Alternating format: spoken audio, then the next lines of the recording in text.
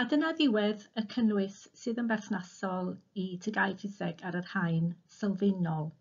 Os ydych chi yn astudio tygau ffiseg ar yr haen uwch, yna mae gweddill cynnwys y fideo hwn gan Mr Aled Pemberton ar gael mewn fideo ar wahân.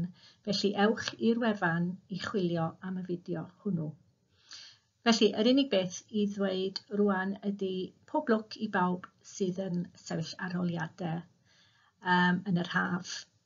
A cofiwch bod llu o fideos adolygu ar gael ar wefan carlam.cymru ar draws yr holl bynciau. Felly, ewch i'r wefan a defnyddiwch y fideos achos maen nhw yna am ddim i chi a maen nhw yna i'ch helpu chi efo'r adolygu. Felly, pob lwc a hwyl fawr.